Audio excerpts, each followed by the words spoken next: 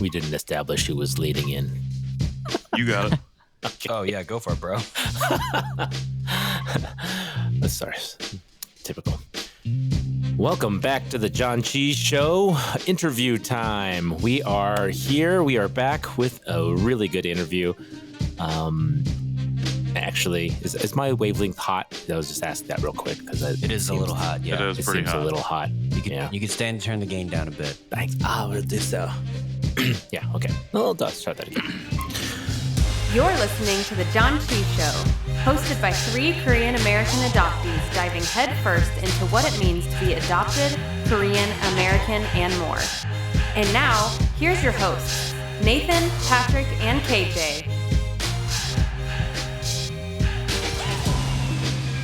What is up, everybody? We are the Janchi Show, back with another fantastic episode. Nathan, Patrick, how are you guys? I'm doing great. How are you doing?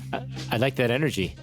Hey, I'm doing good. It honestly feels really nice to be back in the Zencaster recording, even though like it was fantastic being with y'all in person in LA.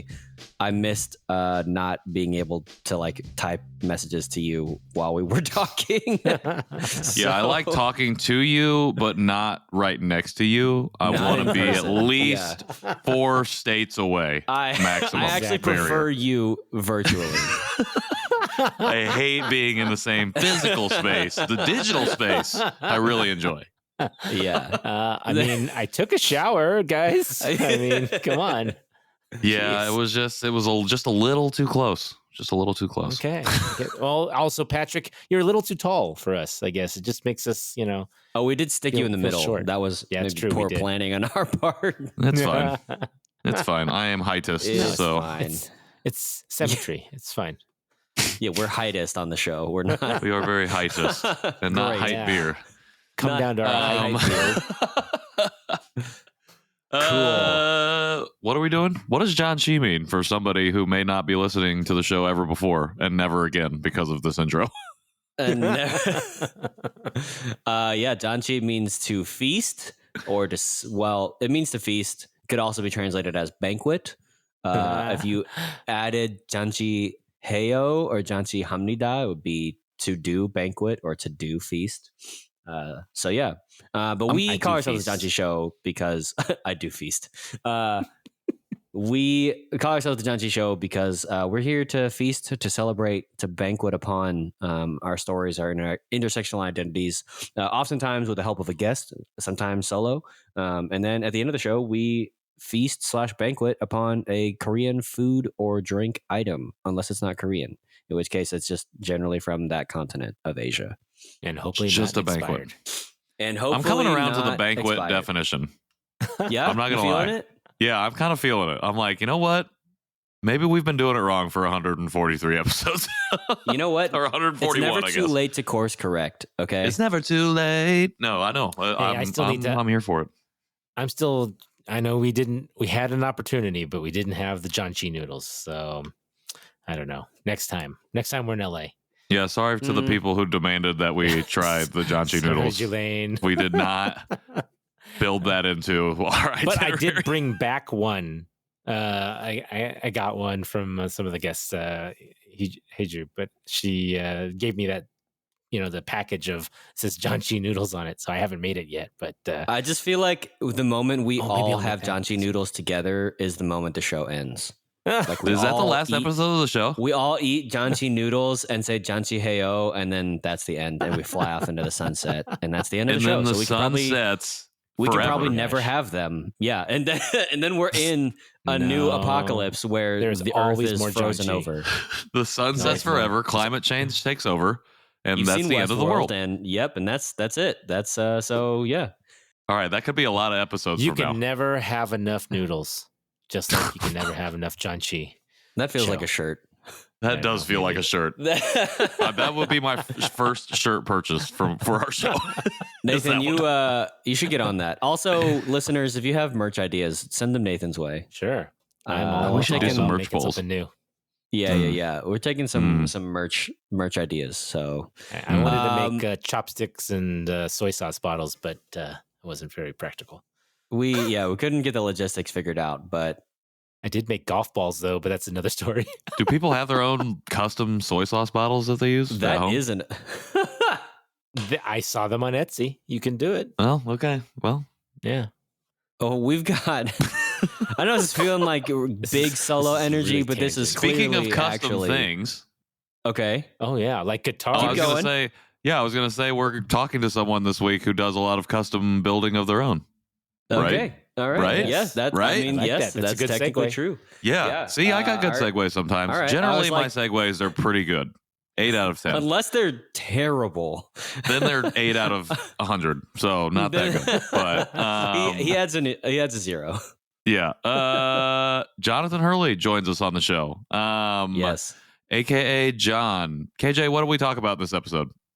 So we talk about him being out in Nashville. We talk about him chasing his dream and pivoting into being a professional musician, being a session guitarist and being on tour, his entry into the Korean Adoptee space, his re-entry into that space. It's a really fantastic interview. There's not a lot of guitar talk, so if you're coming here for any of the gear talk, I cut it all out because it's about adoption stuff. But you would have to talk to Go to us. his TikTok or his Instagram. Yeah, or just message him and he'll talk your ear off about gear. But it's a really, really fun interview. There's a dog at the end, which is surprising. Love pet cameos. Always one of my favorite things. Always here for the doggos. So we're gonna roll that tape right now.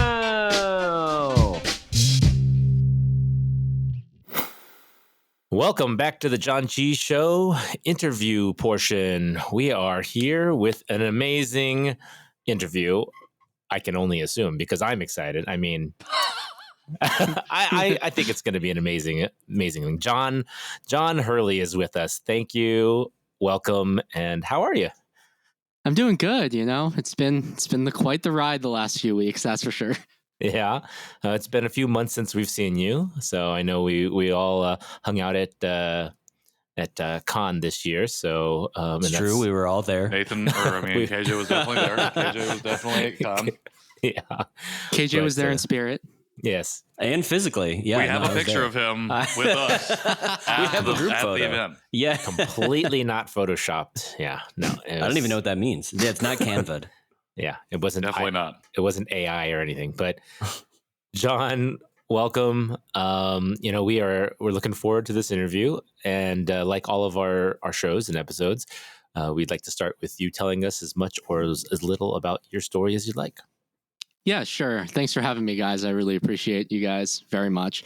And it was awesome to meet you guys at KAAN. But so I guess where to start? Well, I was adopted from South Korea when I was 2 months old, and to my parents, Susan and Tony.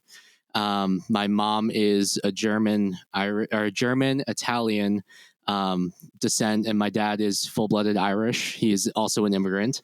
I was adopted from Daegu, was my city of origin. And honestly, as a young adoptee, I didn't really kind of see myself as Korean at all in the slightest.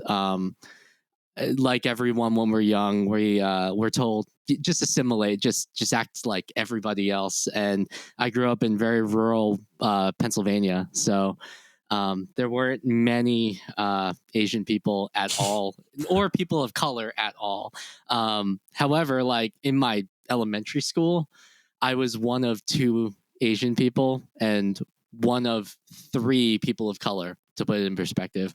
So I grew up in a very, very, very white Christian type of background. So I didn't really think much of my adoption at all, to be completely frank, up until I moved to California, and that was in 2005. And I realized, because moving from rural Pennsylvania to California, this was a big culture shock. There were a lot more Asian people. I got introduced to my first Korean people in California. And what I realized is I didn't fit in well with either white people or Asian people at the time. So I was very kind of in my own world. I called myself a floater all through middle school and high school. I had very limited kind of big friend groups, and I was kind of more just kind of making singular friends here and there. And what I realized was through all of that, I'm different. And I think that's one of the main things as adoptees we go through. We know that we're not white, but we're not Asian. So we're like somewhere in the middle, and trying to find where we kind of fit in the world and in life. That was a major challenge of my high school years. I was always told by my non-Asian friends, like, oh, you're like, you probably eat with chopsticks. You probably like, you probably eat all this Asian food and grew up eating a bunch of that stuff. And I said, no. But then when I would try to go hang out with my Asian classmates, it would be very much like, oh, you're not Asian enough. You're like, you don't speak the language. You don't really, you aren't one of us. And a lot of my existence through high school was feeling like I didn't have anywhere to belong. And I didn't know why. And I call it the hole in the heart syndrome thing, where I always felt like there was something I was missing. And I tried to fill that hole with, I mean, we were all in high school, drinking a bunch of alcohol and doing a bunch of stupid stuff. And through all of these experiences, nothing I did filled kind of that void. And so I kind of just brushed it off, and I kind of just lived with it my entire life. And I didn't really understand why I felt the way I did until slightly more recently. And that kind of brings us up until, like, I just sped through my upbringing, but like that brings us up to like my mentality and how I got into the adoption community. I started kind of feeling like my life has finally started to settle down. Bought a house here in Nashville, and I moved around so much when I was young. I didn't really have a chance to absorb like anything about myself other than, oh my God, I have to start over for the 50th time or 60th time or whatever. And I tell people all the time, I moved 9 times in the last decade. So I'm all over the place. So this is the first time in a decade where I've been able to kind of slow down and really absorb kind of who I am and who I want to be, and all of the facets of my humanity as a human. And through that, I realized, man, adoption is one of those things where I don't know if I want to uncork it and come and like experience, like try to kind of get back in the community. But it was something that I had this like deep, visceral kind of feeling that I needed to do at some point, that I was like, this is a part of my identity, and who knows like what it's gonna uncork. So I got sent the Janchi show by a couple friends and started listening, and I was like, oh my God, so many people have such similar experiences to me. This is insane. And so I would listen to them at work. You guys have seen me building amps while at work and listening to the podcast. And my boss would come out once in a while, and I would be like crying for no reason, and like trying to like build amps and crying at the same time. And she's like, what's going on with you? And I'm like, this person on this podcast, I relate so heavily. So all in all, like my experience is one of massive amounts of shove it off until later and try to figure out if it's really that, or if it's like, I don't know, like lack of friendship, lack of other aspects of my life. But then I realized going to KAAN, no, adoption is such a huge part of why I am the way I am, that I have to do this journey and go down this kind of rabbit hole of self exploration, or else I feel like I would regret it when I was older. Yeah. Thank you for sharing that. It's a lot of that I totally resonate with as well, with the moving to California. And also of course growing up in a predominantly white neighborhood and city.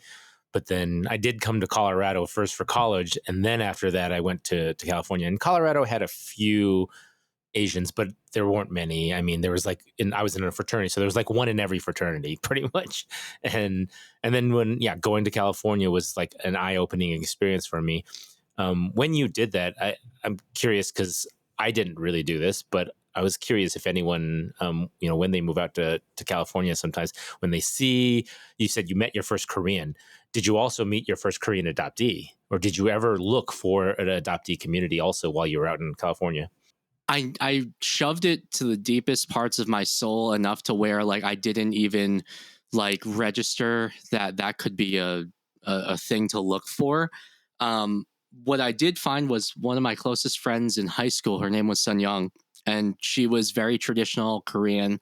And we played tennis together in high school, and I would go over to her house, and her mom, very very sweet Korean lady, would always introduce me to some facets of Korean culture, because she realized, yeah, you're Korean, but like nothing about you is Korean on the inside. So she took it upon herself to kind of be my Korean amma in a way. And so I ate my first Korean meals with that family in high school. She introduced me to kimchi. She introduced me to bulgogi, all of the basic Korean foods. She made homemade, and I'm like getting emotional talking about it because like if I didn't have that sort of experience, I don't think I would have ever tried Korean food, like almost ever up until maybe college. Yeah. So having somebody in the community in California really did help kind of awaken that like that part of me where I was like, oh, this actually tastes like home, right? Like we talk all the time as adoptees, like we lose so much. We lose our not only our birth families, but our culture, our food, all of that stuff. So when being reintroduced to it, it kind of felt like, oh man, this is like what I feel like I'm supposed to be eating. Like this, it tasted familiar, and I feel like that's part of like the adoptee experience. Is like, I can't speak for everyone, but for me, it's feeling familiar with all of the Korean like culture and food, but not exactly understanding why you're familiar with it. It's like I go to the Korean grocery store down the street, and there's a specific smell when I walk into that store that for some reason I can never shake it. It feels familiar. And Probably I walk garlic. in. No, do you know how okay. Do you know how Korean grandmas have a smell? Yeah. It's that kind of like sweet floral. I don't know how to explain it, but it just smelled like home. And I was like, man, like it really is like, as a guitar player, we take in so much sensory information. So I'm very kind of in tune with like feeling familiar in the senses and what feels familiar and what feels nostalgic. So for me, all of like that aspect of meeting other Koreans and other Korean, I had never met another Korean adoptee actually, but meeting other Koreans and other Asian people and being introduced to the culture, it definitely felt like familiar and homely is how I describe it. Yeah. How much of that feeling do you feel like you were chasing that feeling as you were like moving around? You talked about how you've been in 9 places over the last 10 years, and you finally kind of found a settling down. Do you feel like that was something maybe even in the back of your mind that you were chasing after during that period? Oh yeah, and I know we adoptees all the time talk about the attachment stuff. I had a really hard time growing up kind of making deep connections with people because I was always afraid in the back of my mind, oh, well, they're just going to leave anyway, right? Like, or this is such a short-term thing. I'll probably move in X amount of years, right? So I never invested the time or the energy into those long-lasting deep connections. So I feel like when I was moving around, I was searching for something to cling on to that gave me that sense of feeling like I belong somewhere, if that makes sense. 100%. Yeah. Sure. Yeah, I can really resonate with that. I don't know if it's like, I don't know that I was chasing something. I like that. I like the language of hole in the heart syndrome. I think that's a good, I haven't heard that specific descriptor before, but I'm like, I like that. I like that because I always knew that there was something missing. but it's like, what is it? And then I never had the language to articulate it, and it's like, I didn't even have Korean people when I was growing up to like have a meal with. I was just like, you know what? Maybe I will have kimchi at some point in my life. And allegedly I did before I even joined the show. So, it's like, and it's weird how sometimes we can, those things are the things that I wanted, I think. But for whatever reason, my own trauma forced me to even suppress that memory. Even that very basic, simple memory of, oh, I had kimchi. I went to a Korean restaurant once. I'm like, I can't honestly, even to this day, can't even remember that. Like there's some block there. And I've been doing this work on myself for over 3 years. And so I think that's really interesting. Another thing too, and I feel like I've been bringing this up a lot on our interviews lately, but a lot of adoptees I feel like that we talk to find themselves pursuing a creative avenue for whatever reason. Oh yeah, I know that too. Yeah. Can you share a little bit about, because for the listener, John's got a bunch of guitars hanging behind him. As he said, he is a guitar player. He plays drums. No, I'm just kidding. He doesn't do any of that. He just collects. Yeah. Can you share a little bit about that journey and how that has, intermingled or intertwined with your journey of identity as well? Oh, totally. This is a huge topic for me because at KAAN I shared in one of the sessions regarding like aging family members. Part of the reason why I hold quite a lot of resentment towards one of my two parents is when I was young, I was always a musical kid. As like a 4-year-old kid, I was playing piano. I have a very musical family on my mom's side. So I picked up the guitar when I was about 10. And I have had ADHD since I was a kid.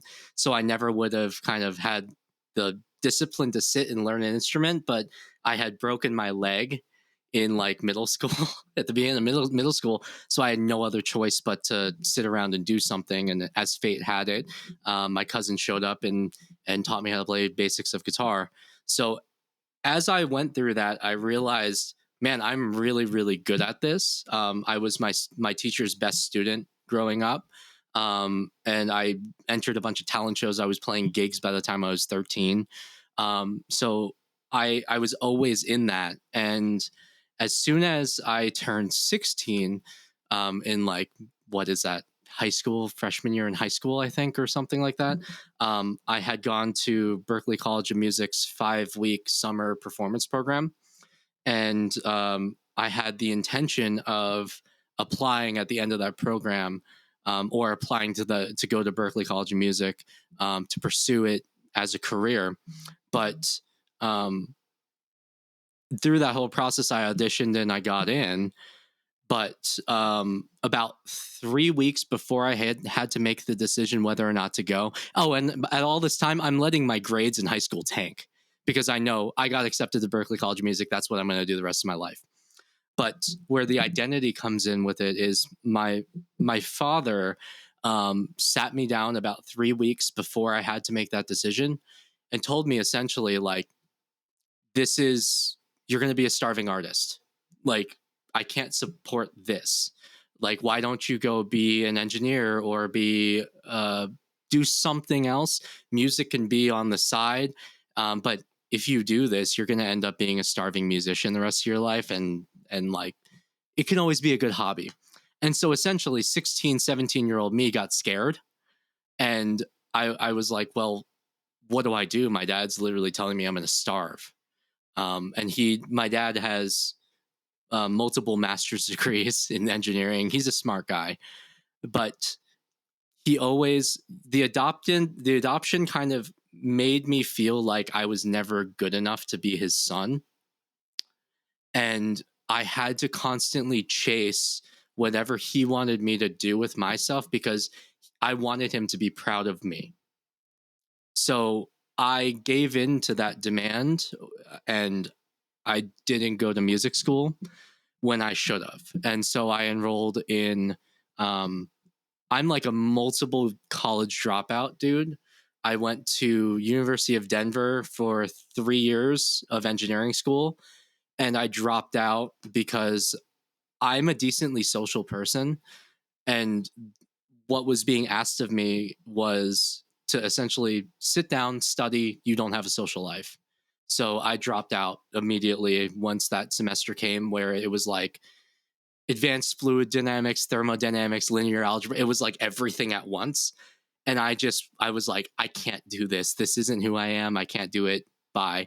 So I came home and I started working in pharmaceutical industry because my dad offered to get me a job and I needed money. So I worked in pharmaceuticals for about half a decade. I worked my way up to decent standing with many companies. I worked for Genentech out in South San Francisco, and then Johnson & Johnson in Pennsylvania. But what I realized is one day I looked at myself in the mirror at work one day, and I hated who I was. I just hated it. And I was like, I am inside, I feel like I am long hair, tattoos, guitar player.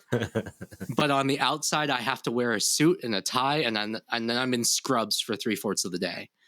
So I quit the pharmaceutical industry and decided, you know what, I'm just going to start doing music again. So I didn't tell my dad that I was quitting pharmaceuticals, because I knew he would literally probably not talk to me. So I quit pharmaceuticals and I went full steam into music. I started practicing guitar. I DJ'd for a little while because I didn't know exactly what arm of music I wanted to be in anymore. But lo and behold, I had bought one of my boss's guitar amps at a shop near me in California, and it was so inspiring to play through it that I sent her a cold email with my resume and cover letter, and it was the most honest cover letter ever. I literally said, I don't know how to solder.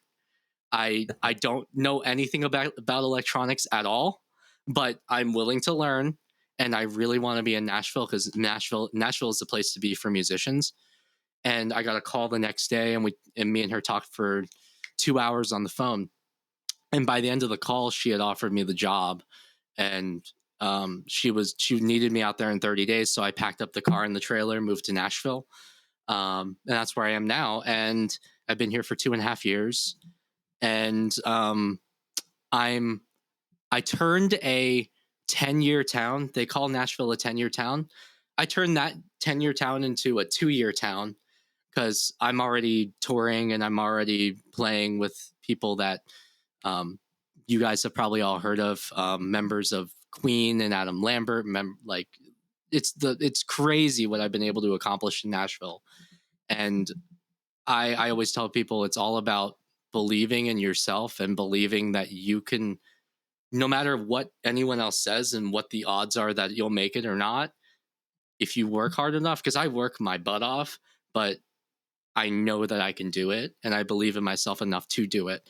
So that's kind of how I got from like something that I hated it and I hated myself into now I love who I am and I love what I do with my life. But it's been a long journey to get here. Thank you so much for sharing that. I mean, it's very inspiring to hear, you know, when people follow their dreams and actually find a job that they like and something that they are passionate about, not just for the paycheck or for something that their parents tell them to do, or where they think they need to be because, you know, it was a family business or something like that. I mean, it's I always enjoy hearing stories like that because I think happiness is like number one thing, you know, for everybody, that they need to be following what makes them happy. And so I commend you for doing that. What are you talking about? Well, you're happy now, right? You're happy now, aren't you? Well, I tell people all the time the main 3 ways that I live my life.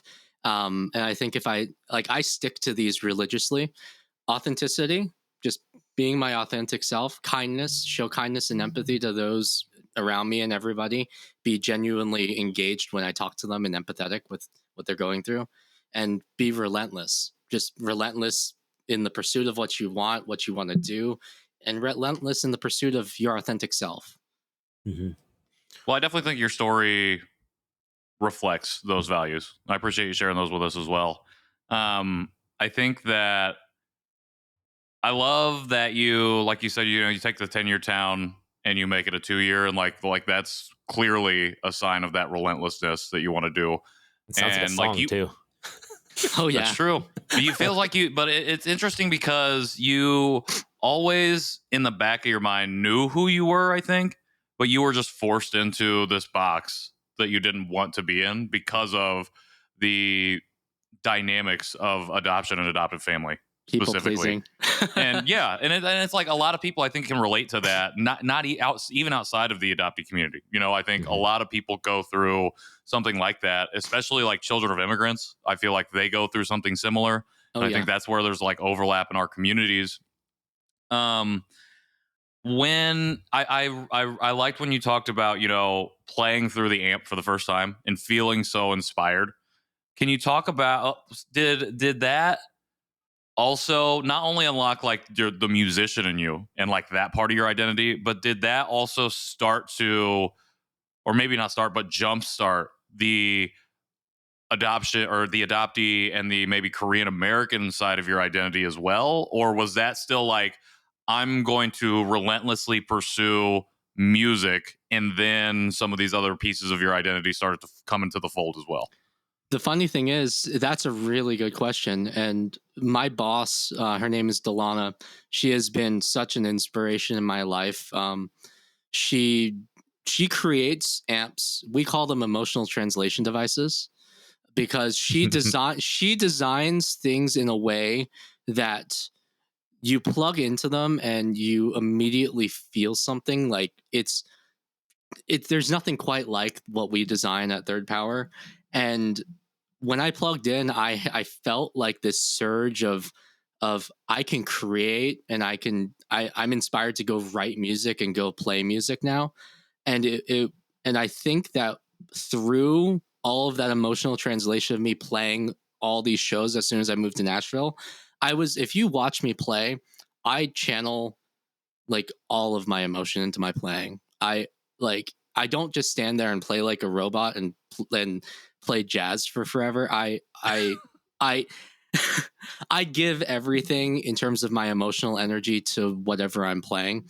And so I do think once I started kind of channeling more emotions through my music, it started to make me realize that there was this hole in the emotional translation where I would kind of almost feel like I was faking it. I was like pushing really hard to get myself to feel certain things, but I wasn't allowing myself to fully feel what I wanted to feel. And right after KAAN, I got home and I just remember sitting down and playing guitar and just sobbing as I'm playing, just like I'm feeling everything. And since KAAN, and since I've been able to kind of unlock that kind of side of me where I feel like it's okay to feel the things that I feel, my playing has like just gotten exponentially better. So I do think there is an aspect, especially with the type of music that I play and then what I'm trying to do with my guitar playing, that definitely kind of they go hand in hand. I think one unlocks the other, and it's kind of this symbiotic relationship between the instrument, me, and what comes out of the guitar amp. It's a very symbiotic thing of like, what do I feel? Well, what does that make me feel? And then, oh, that makes me feel this certain way. Let's like lean into that, and then I'll stop playing and explore. Like, I'll sit down and be like, okay, why do I feel this twinge of pain when I play this thing? And what I found was a lot of it was related to just adoption. Like just the other day, I sat down and played like a ballad, and it I didn't realize this is what happened, but my boss and her kid have a decently good relationship, and she said something like, "You have my eyes and your mother's face like structure," and that hit me like a freight train of like, I don't know who I look like, nor do I know if I ever will know who I look like or what my parents even look like. So through music and through like the emotional translation of me sitting down and like allowing myself to feel, it unlocked that kind of like pain point of like that conversation that I had overheard that in the back of my mind I knew was there, but it didn't come into my conscious brain until I sat down and played. So that's kind of how I link the two. Well, and I think it's interesting too. Like, I know exactly what you mean when you say like, I played through this amp and it unlocked a lot of things for me.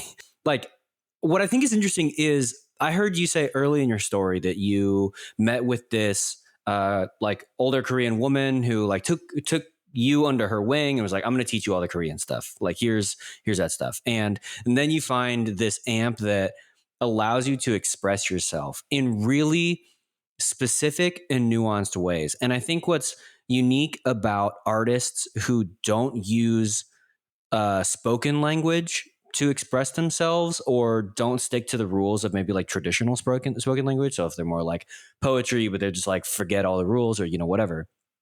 It's interesting because we have the opportunity to have this like really cathartic release. And we talk a lot of the show about the importance of language and like how we're like trying to find language and things. And yet for musicians, it's like, well, that's not even a thing. I don't even have to get there because I'm busy doing this without language and I'm busy being able to express myself. And I think too, what you said about like feeling things in shows or trying to force yourself to feel something, pre and post con and like, and you know, like that, like feeling like you were forcing yourself coming up against the wall. I remember the same thing.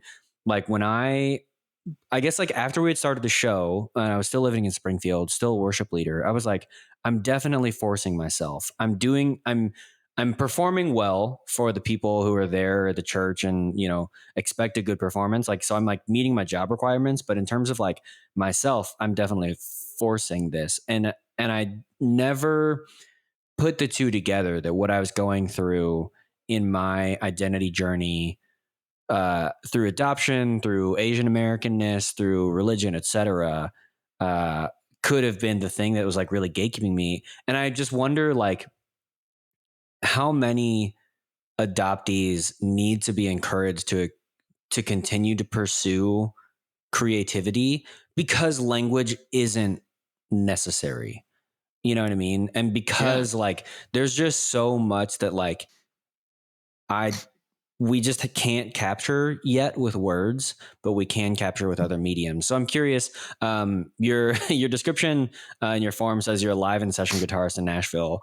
And my wife was like when I read that, I was like, oh, that's the dream. And Sarah's like, what's a session guitarist? But what can you talk to us about what it's like being a session guitarist and whether or not you have any like desire to do your own stuff, whether as an instrumentalist or as a writer or whatever? Like, what's the intersection of your identities and like your day job and like your artistry?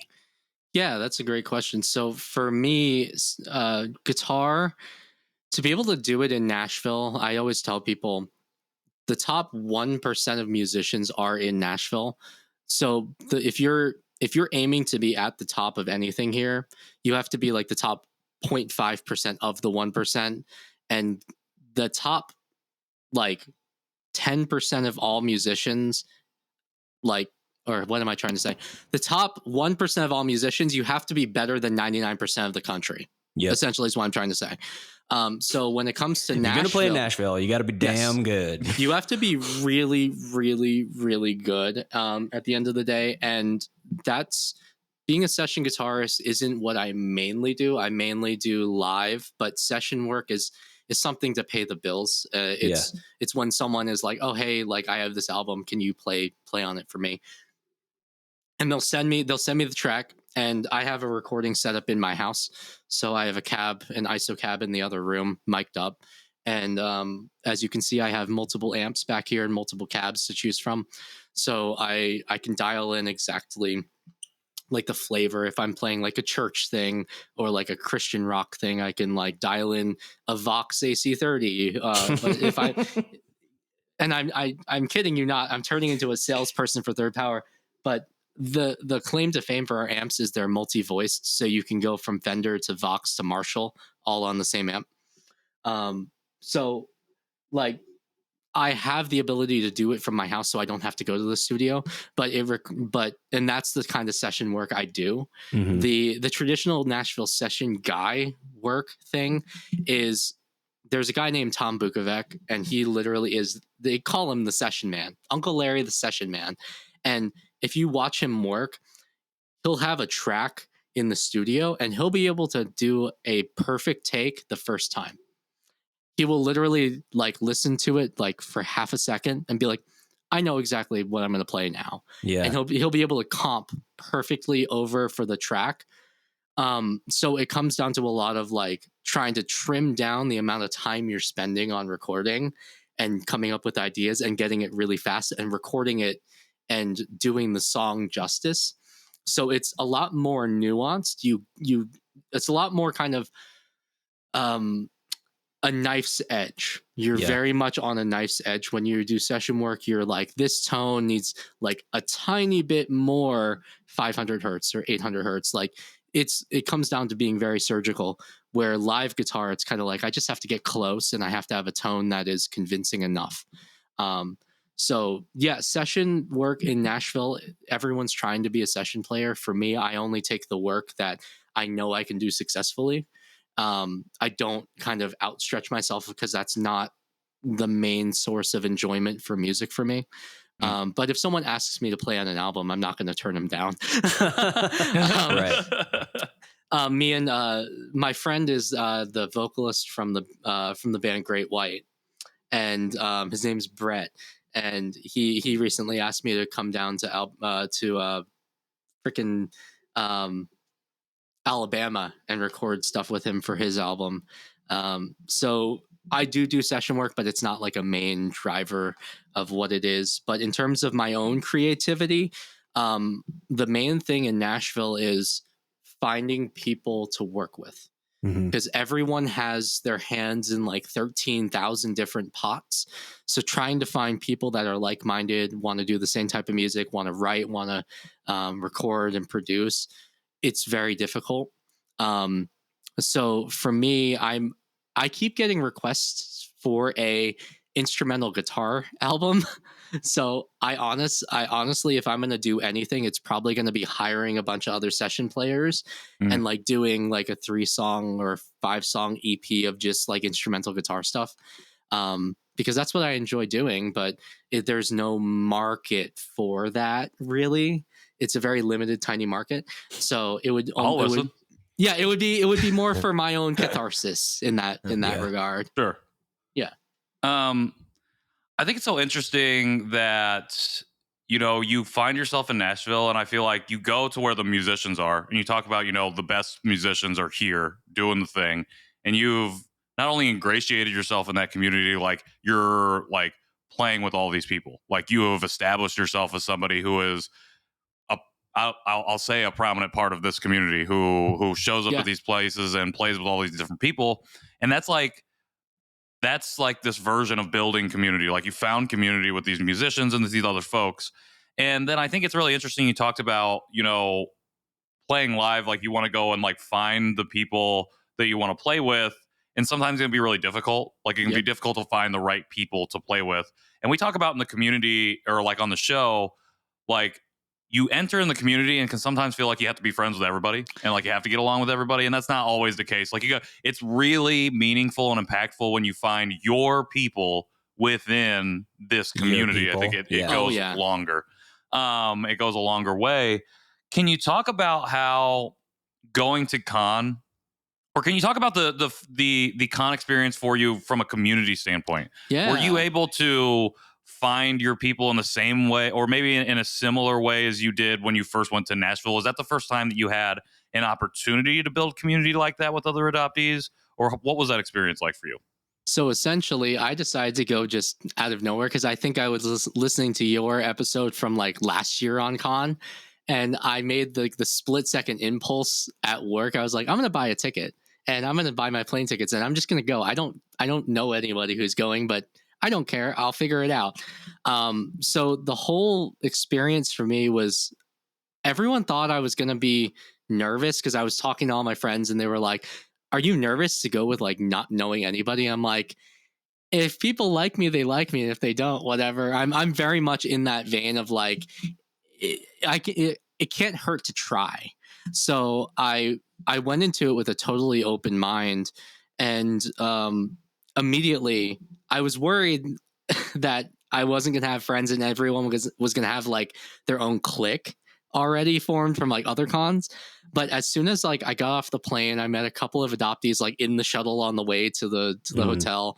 And then as I was checking into the hotel, like as soon as I got to the hotel, a bunch of people like just surrounded, like there was just a bunch of adoptees that just like surrounded me, and we're like, oh, what's your name, how's it going, like what's your name, where are you from? And I was just like, oh my god.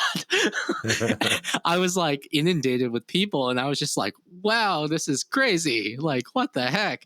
And so immediately I felt super comfortable, and like within 5 minutes of being there, I met Brad. You guys both met Brad Berlin, Yep. and me and him kind of stuck with each other. And a couple of people, like I guess a couple of adoptees had followed me on Instagram, and they reached out. Danny Murtaugh, one of the guys who followed me on Instagram, and reached out, and we met up.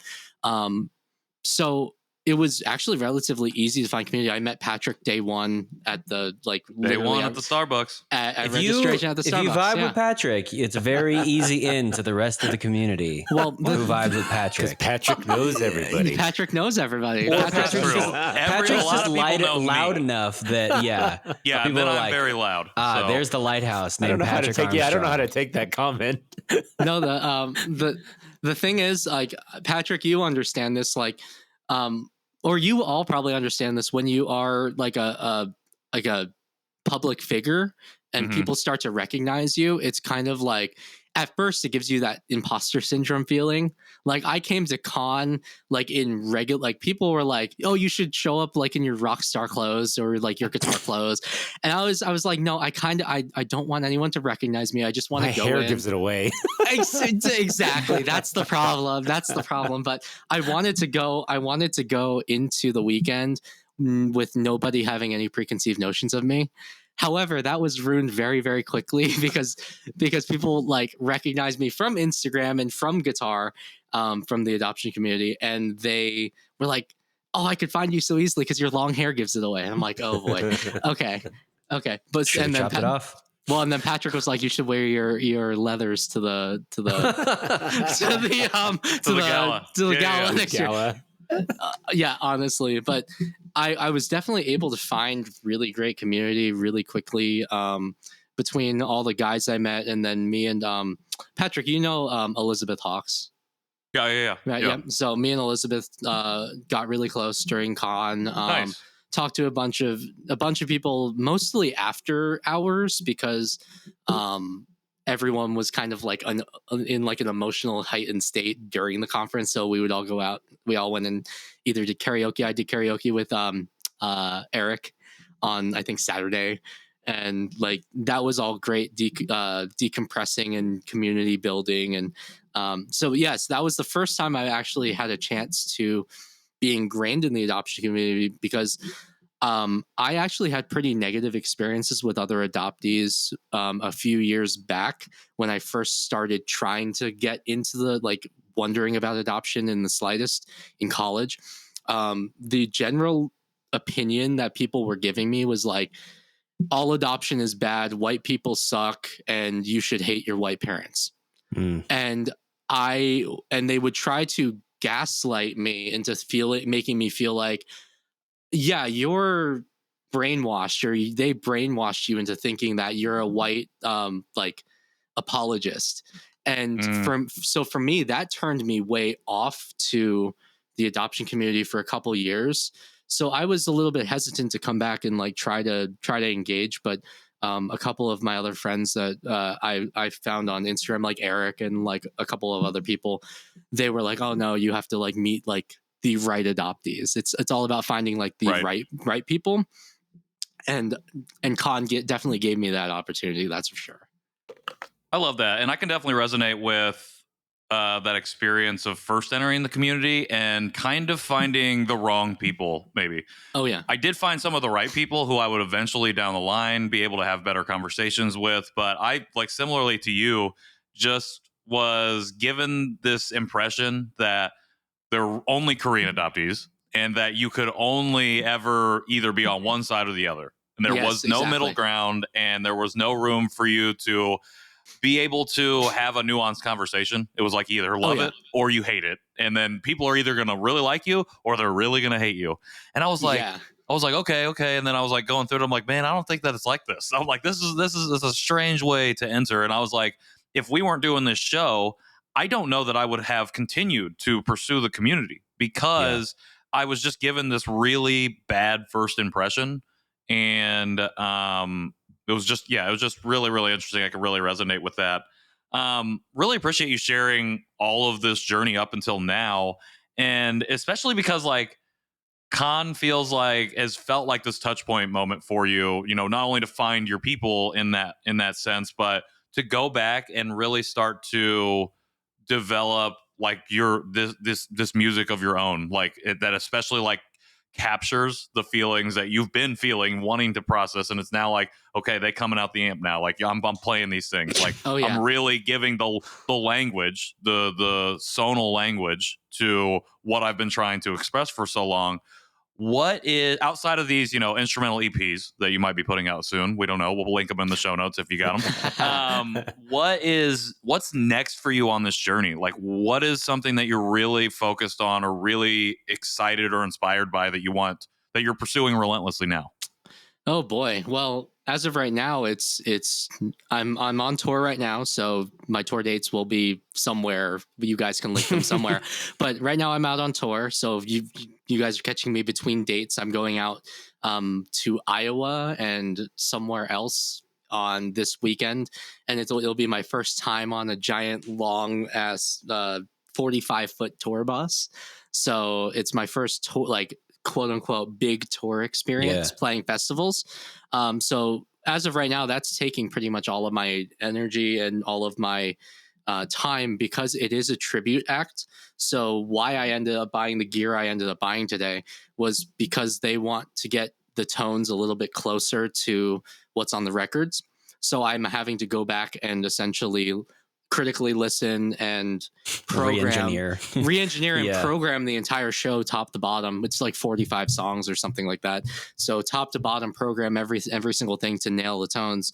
So right now that's taking all of my energy. But what I really want to do is I really do want to lead a session at KAAN one day. One thing I was talking to Katie about was the fact that I felt like for creatives, because I feel like a lot of adoptees are creatives, creating a space where we can like talk about art as a catharsis and like and kind of like this whole conversation, like just saying I'm going to relentlessly pursue art and what I'm passionate about and kind of turn off that people pleasing aspect of adoption and being like, this is my season. This is what I feel like I need to do to live my authentic self.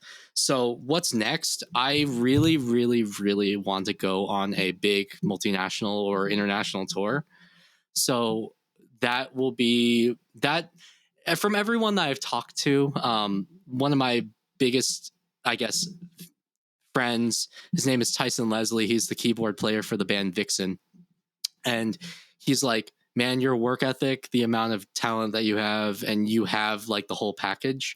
So for me, like that's the goal, is to find a act that I really resonate with, that I can go on like a multinational or an international tour with.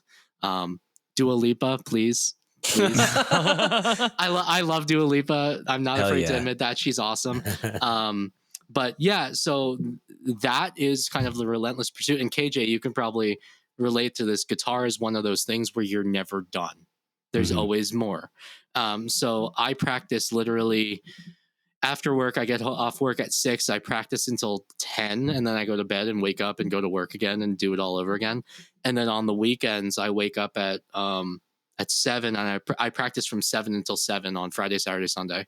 So all I do is work and practice. So that's how like that relentless aspect comes into play, is like that's all I do. Yeah. It's an obsession. It's totally an obsession.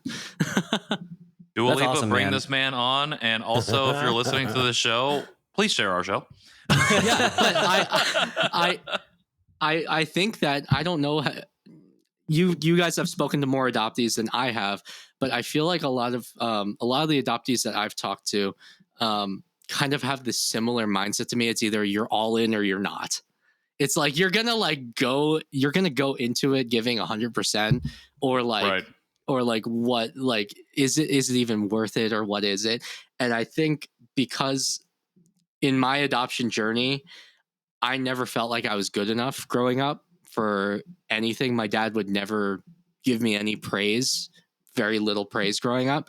So I always felt like I was never good enough. So I feel like that's why I ended up pushing myself so hard as I got older, was because I was like, well, if I'm not good enough, someone else will be good enough, right? So I always push myself, and I always push myself to that very limit where I'm like, okay, this is a spot where if I push any harder, I'm gonna fall off and die. So I ride that line between I'm doing way too much and doing just about enough all the time.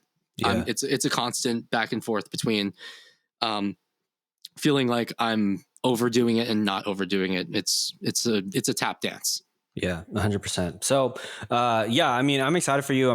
We've loved having you on the show. I'm so glad that you took the time to, just jumping back a little bit, to explain what a session guitarist was, because that's like kind of inside baseball for other people. But I think it's really important because when you're talking about building community and wanting to grow and do these things, talk about your experience about not feeling good enough or whatever, and even like the 1% of Nashville, like to me, it just feels like one of the privileges that I've had, and partially this is just my own, like how I like to do music, right? My own like sort of collaborative spirit is I'm okay sacrificing quality if it means that I can get someone new, like inspired or re-inspired or introduced to the creative arts, right? And what I would love to see, and if you're leading the charge, that's fantastic, with like a session on creativity with adoptees, is how we can use it not just to express ourselves, but also to build community, and also to be like, do you know what? This actually could be a time when we can bring other people into the fold. And so like that EP that you've like, I don't know if it would be a 3-song EP that's just pure instrumental guitar, but I would love to see is like, can you bring other, like not just other great musicians, but other musicians who are also adoptees, who maybe don't feel like that they have the language. And this is, I guess, now just for the general audience, is like, if you have a creative pursuit that can be collaborative, can you choose to find some collaborators who are also adoptees so that we can begin to create art for ourselves and begin to express ourselves, not just like for our one self, but for our community self, you know? And I think that that's so important. And the idea of your day job being a session guitarist and constantly trying to fit yourself into someone else's idea, someone else's song, trying to match someone else's tone doesn't give you necessarily a whole lot of time to figure out what's my tone, what's my playing style, how do I express myself? And part of that is a necessary like growth. Part of that is a necessary skill share. That's why communities are helpful, because they help give you ways to think. And sometimes we need that diversity of thought. We need that diversity of expression that pushes the whole art forward, the whole community forward, right? And so what I hope happens, and what I've loved hearing you talk about is just your relentless pursuit, not just of excellence, but of being genuine, of authenticity, being something that ultimately brings more community, ultimately builds community. So I think it's great, and I've loved hearing you talk about this. And we're going to do our little bit to bring community together by transitioning to the thing that brings us all together in the form of a snack. So we're going to roll into that snack right now.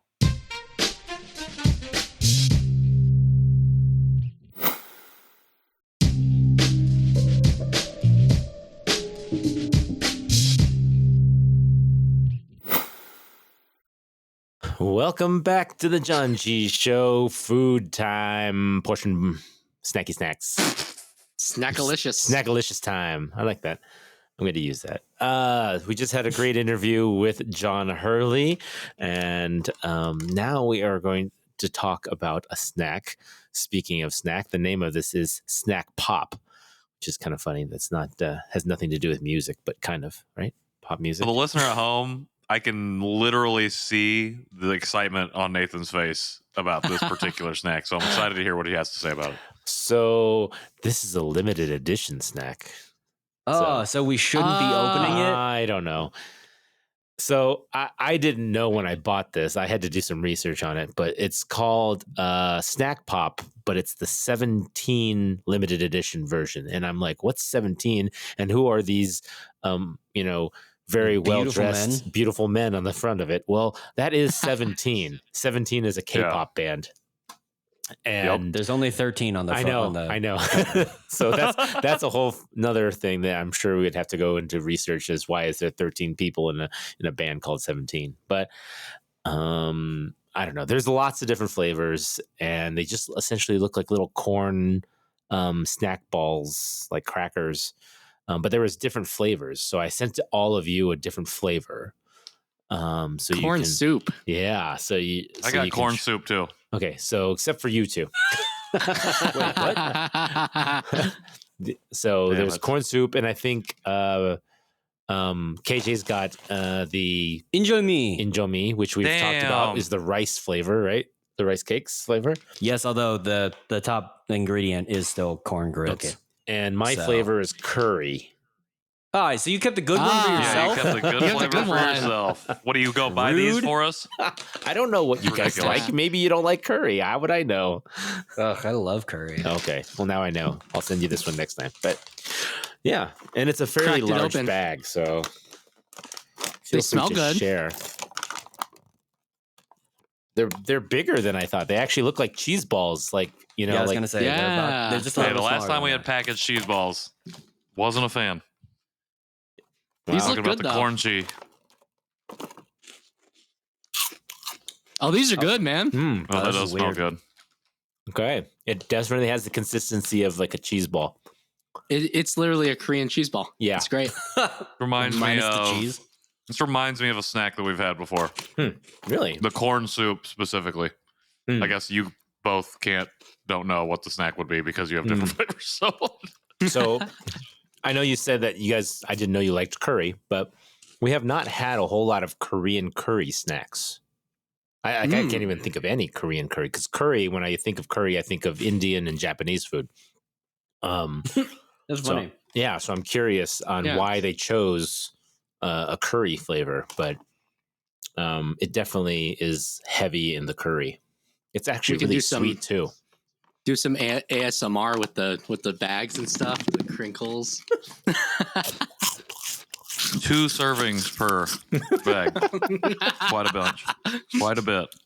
Someone just unsubscribe because of that. Please don't leave us. And then 5 Any first-time people listeners subscribed. definitely have left. How are yours on sweetness? Because really sweet. Mine's pretty sweet. Okay. Mine is like incredibly salty, and then it finishes with some sweetness. Yeah, this is pretty sweet, I guess. I don't know. I don't even know how to describe it. I'm really trying to remember the other snack that this tastes like. I mean, there is sugar in it. Yeah. Yeah. But, when I think of cheese balls or balls that look like this, I think of Cheetos, and it's just more salty than it is sweet. So it's kind of throwing me off. So I looked it up. Injomi is like a traditional rice cake type thing. Mm-hmm. So it's weird to have a corn snack masquerading as a rice snack. So I think that's like what's throwing me. Imposter syndrome. It's really salty, and there's a lot of like seasoning, I guess, on the inside of the bag. So I wish I could have torn it lower because my hands are all nasty. And I don't like just that like feeling. Cheetos. That's what's going on with So my hands, if I had opened it more, if I had like chopsticks or something, it'd be fine. But overall, I think it's a really good snack. With chopsticks. You should get those little finger chopsticks. Have you seen those? So yeah, since I'm the only one, the Injomi, I'm gonna say 4 out of 5. I think these are really solid.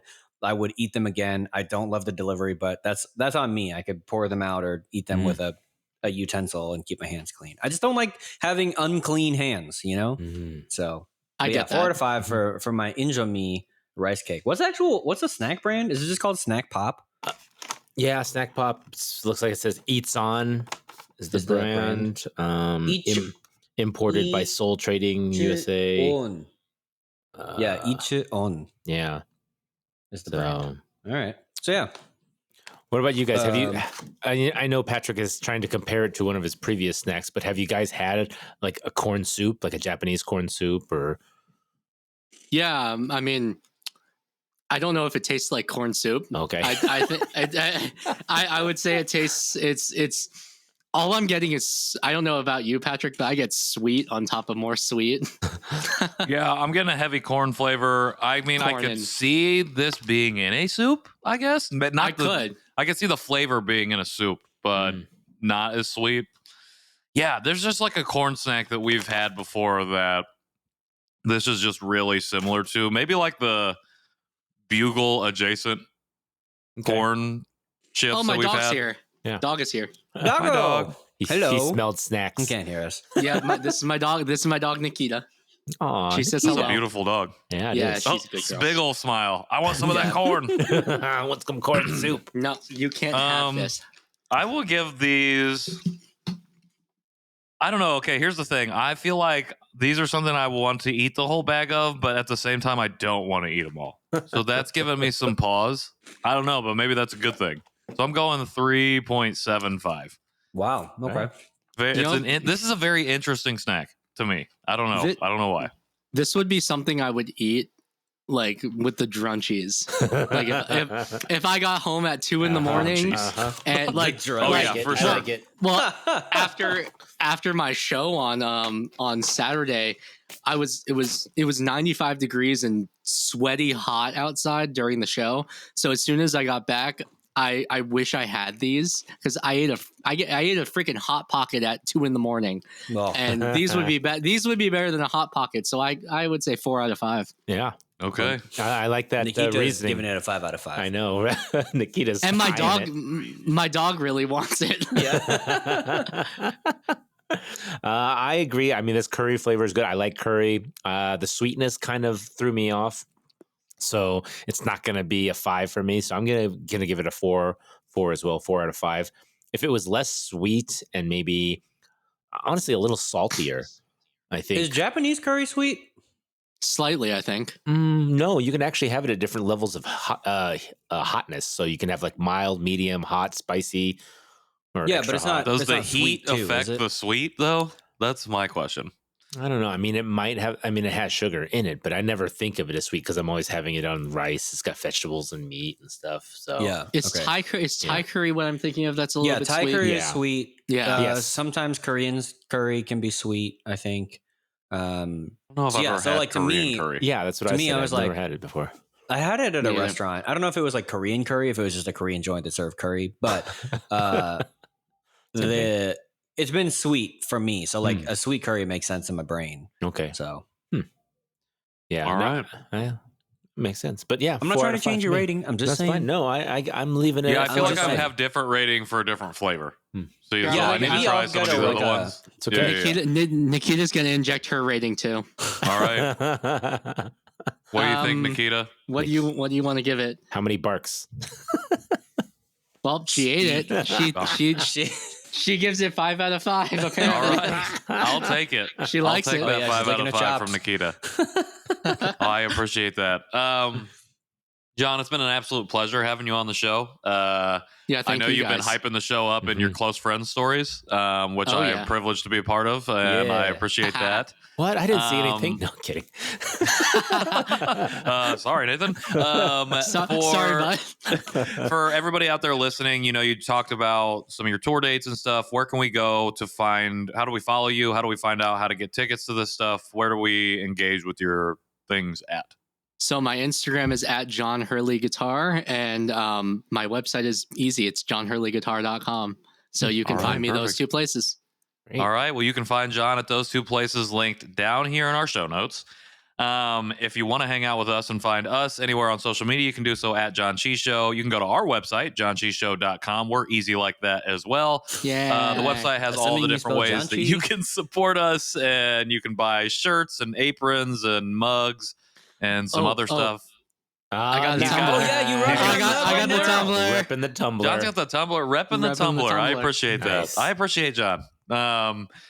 What else do we do? We have if a you want to Facebook like page. reach, we have a Facebook page, Janchi After Party. If you want to, I'm just like that's like a little afterthought of mine. Go blow up Patrick's DMs even more. Ooh. Yeah, I'm not on Facebook, so will not respond to you. If you want to reach out to us to share comments, questions, whatever else of that ilk, you can do so via email, jonchishow@gmail.com. You can also leave us voicemail 972-677-8867. We've got voicemails incoming and outgoing all the time. I don't know how you have an outgoing voicemail.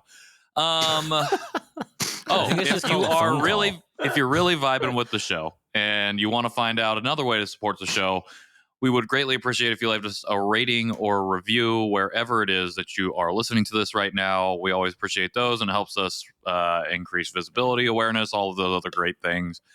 If you want to follow me, you can do so at Patrick in the World on all of the places. I'm N Nowak on Instagram and Nathan Nowak on Facebook. And you can find me at KJ Roelke, wherever I want to be found on the internet. Wherever he wants to be found on the internet. Yay! We did it! Maybe find me, maybe don't. We did it. John, it's been a pleasure. Hopefully, we're going to be able to catch you on tour. And next year, we're going to catch you at KAAN, leading a session on building a community through creativity. I'll be there. I'll do it with you. If anyone wants to shout that out and put it in the ear of the people who organize KAAN, I'd appreciate that. I'll do it with you. I have their ear. I'll do it with you. Yeah, we have KAAN's ear. Who? I don't know what you're talking about. What? Yeah, we'll figure it out. We'll figure it out. For everybody else out there, thanks for joining us again. Until next Wednesday, Janchi. Heyo.